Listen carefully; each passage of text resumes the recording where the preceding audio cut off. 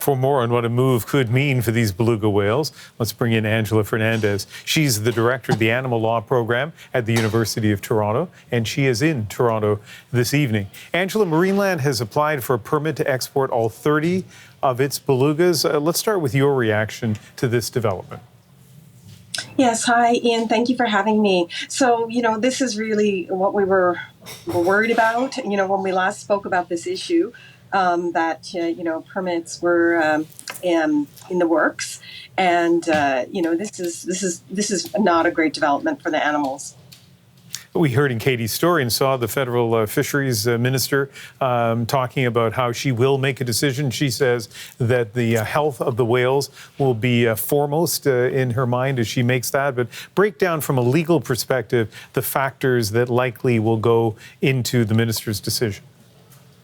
Well, as I understand it, Ian, the first thing that you would want to consider is this for scientific purposes?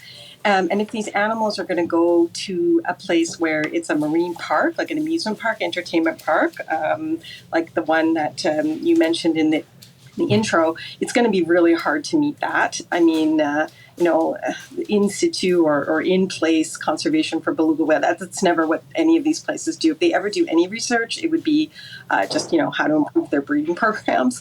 And so it's hard to see how that could be met.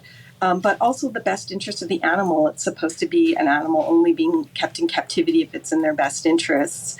And it's really hard to imagine how moving these whales from a situation that was very bad for them, small tanks, pretty terrible conditions for their species, to just like the same kind of situation, but in another country, how that would be in their best interests, especially when, as you mentioned in the outset, it's going to involve a really long transit. And of these 30 individuals, we don't know, are some of them more fit for this? Are they not? And is there going to be some independent veterinary assessment of their situations?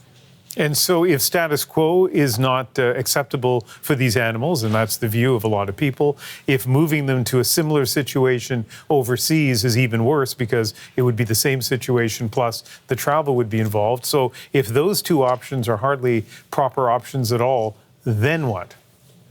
Mm-hmm. Yes, so this is a real challenge, and we do have belugas who live in the St. Lawrence, who live in Hudson Bay, but animals like these animals are likely not going to be able to be reintroduced to wild populations, so that's not really an option for them.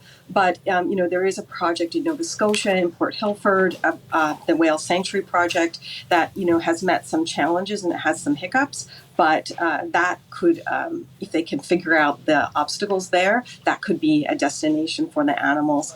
There's also another facility that's in Iceland. It's called the Sea Life Trust Beluga Whale Sanctuary. And there are currently 2 belugas there. One's called Little White and the other one's called Little Gray. And, if it would be possible to figure out how to send at least some of these belugas there, that would be better. Those 2 belugas who are there, they actually are retirees from the marine park industry in China. It's always nice to have your perspective on this. Angela Fernandez, Director of the Animal Law Program at the University of Toronto. Thank you so much. Thank you, Ian.